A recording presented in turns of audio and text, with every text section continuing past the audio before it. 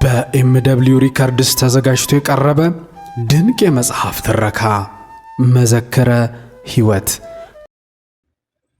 እግዚአብሔር ያከበረውን ማንም ዝቅ ማድረግ አይችልምና እግዚአብሔር አልቆ ፈጥሮታልና ከማንኛውም ፍጥረት ሰው እጅግ የከበረና ሰባት ባህሪው የተስተካከለለት ፍጹም ስለሆነ ለሰው ሁሉ ክብር መስጠት አምላካዊ ትእዛዝ ነው።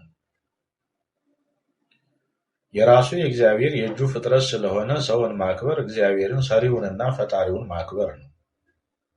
ዘፍጥረት ምዕራፍ 2 ቁጥር 26። የአዳም አባታችን አወዳደቅ እጅግ የከፋ ቢሆንም አነሳሱ ደግሞ ዳግም በማይወርቅበት መንገድ ስላነሳው ክብሩና ገናናነቱ ታላቅ ነው። ሰው የሚመስለውም እግዚአብሔርን ስለሆነ የከበረና ከእንስሳት በተለየ አእምሮ በነጻነት ነውር የሌለበት ሆኖ ተፈጥሮ እያለ በሰይጣን ምክር የተነሳ ተታሎ ቢወርቅም እንኳን ስለ ኃጢአቱ ክርስቶስ የሞተለት ክቡር ፍጥረት የሰው ልጅ ነው። የሰራዊት ጌታ እግዚአብሔር ፍጥረታትን ሁሉ ሲፈጥር ይሁን ይፈጠር አለ። ሰውን በሚፈጥርበት ጊዜ ግን ሰውን በመልካችን እንደ ምሳሌያችን እንፍጠር አለ። ዘፍጥረት ምዕራፍ 1 ቁጥር 27። እንዲህም በማለት በጽድቅና በንጽህና እንዲሁም በቅድስና ሰውን ፈጥሮታል። መልካም ዕውቀትና ማስተዋል ያላቸው ረቂቅን መናፍስት ማለትም መላእክት አስቀድመው ተፈጥረው ቢኖሩ የሰውን ልጅ ግን የእነሱ ቅጅ ያላደረገውምና የሰው ልጅ የከበረ ፍጥረት ይባላል። ነገር ግን ከክብሩ ብዛት የተነሳ ሲወርቅ እግዚአብሔር እንዴት እንደረዳው ቅዱስ ዳዊት ተናግሮለታል። ሰው ምንድን ነው የሚለውን ጥያቄ ምልክት በመዝሙር 8 ቁጥር 10። የሰው ልጅ እርሱን ራሱን እግዚአብሔርን ይመስል ዘንድ እግዚአብሔር ወደደ። ሐዋርያው ቅዱስ ጳውሎስ እግዚአብሔርን በእውነት በቅንነትና በንጽህና ያደሰውን አዲሱን ሰውነት ልበሱት፣ ስለዚህ ሐሰትን ተዋት፣ ሁላችሁም ከወንድሞቻችሁም ጋር እውነት ተነጋገሩ፣ እኛ አንድ አካል ነንና ሲል ቅዱስ ጳውሎስ ለኤፌሶን ክርስቲያኖች ምዕራፍ 4 ቁጥር 24 እንደተናገረ።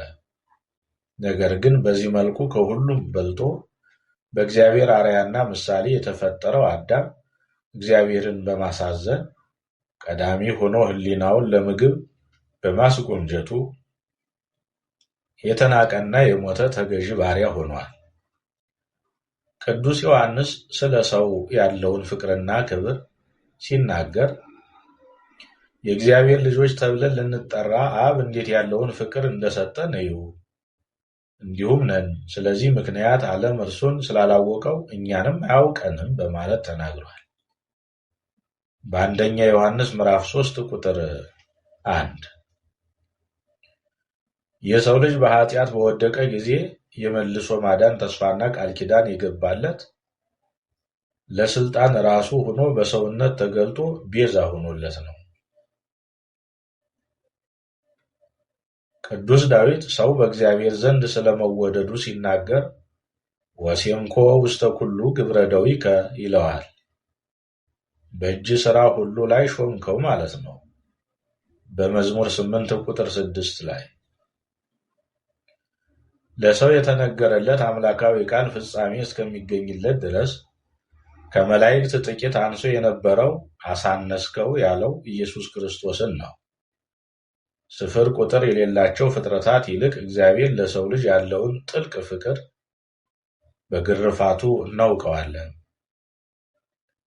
እግዚአብሔር የበጎ ነገር ምንጭ እንደመሆኑ ፍጥረታትን ሁሉ ሲፈጥራቸው በሥራ ሁሉ ይደሰት ነበር። እግዚአብሔርም የፈጠረው ሁሉ እጅግ መልካም እንደሆነ አየ እንዲል ዘፍጥረት ምዕራፍ 1 ቁጥር 31። ነገር ግን ከመላእክት አንዱ በማናቸውም ጊዜ ያልነበረ ክፉ ፈቃድ ከገዛ ራሱ ስለወጣ ይህ ለክፋት ያዘነበለው የዘላለም ፈቃዱ ኃጢአት ምንጭ ሆነው። ጌታችን መድኃኒታችን ኢየሱስ ክርስቶስ አይሁድን እንደተናገራቸው እናንተስ ከአባታችሁ ከሰይጣን ናችሁ፣ የአባታችሁን ፈቃድ ልታደርጉ ትወዳላችሁ።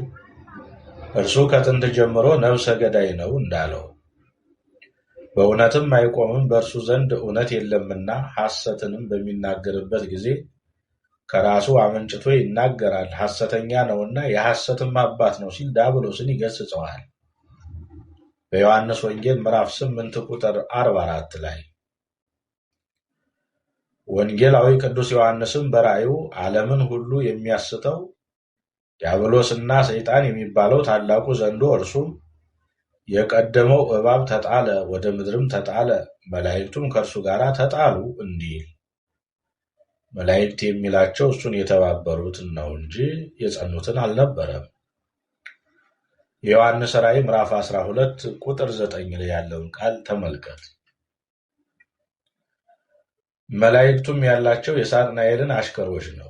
የዚህ ጉዳይ አይነተኛ ምክንያት ሰይጣን ከሚባለው በላይ አልፎ ለእግዚአብሔር ባህሪ የሚሆነውን በመመኘቱ በቅዱሳን መላእክት ድል ተነስቷል።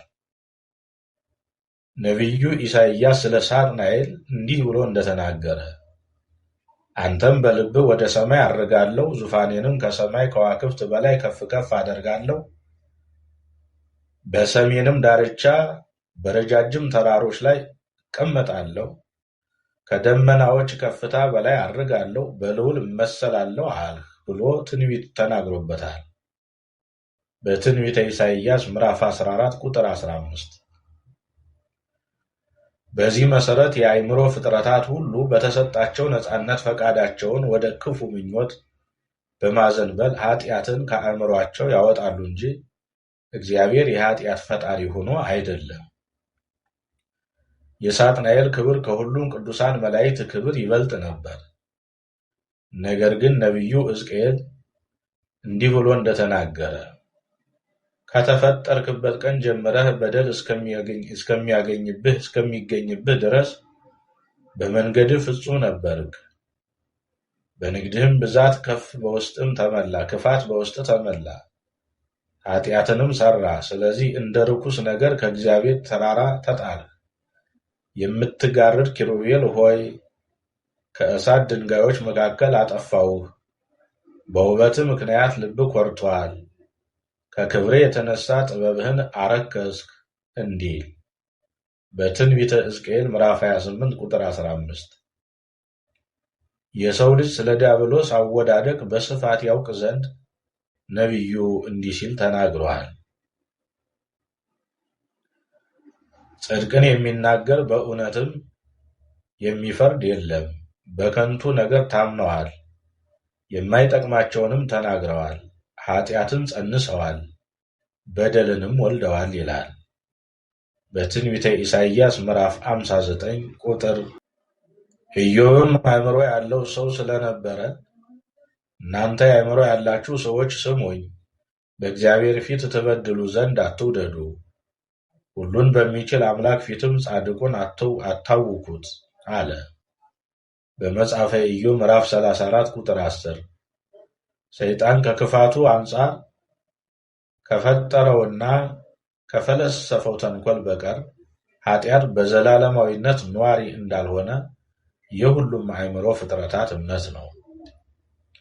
ወንጌላዊ ቅዱስ ዮሐንስ ኃጢአትን የሚሰራትም ከሰይጣን ወገን ነው፣ ጥንቱን ሰይጣን በድሏልና፣ ስለዚህም የሰይጣንን ሥራ ይሽር ዘንድ የእግዚአብሔር ልጅ ተገለጠ ሲል እንደተናገረ በአንደኛ ዮሐንስ ምዕራፍ 3 ቁጥር 8።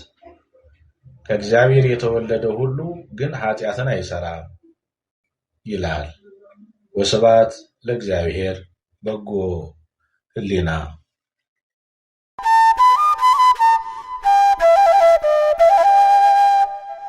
በኤምደብሊው ሪከርድስ ተዘጋጅቶ የቀረበ ድንቅ የመጽሐፍ ትረካ መዘክረ ሕይወት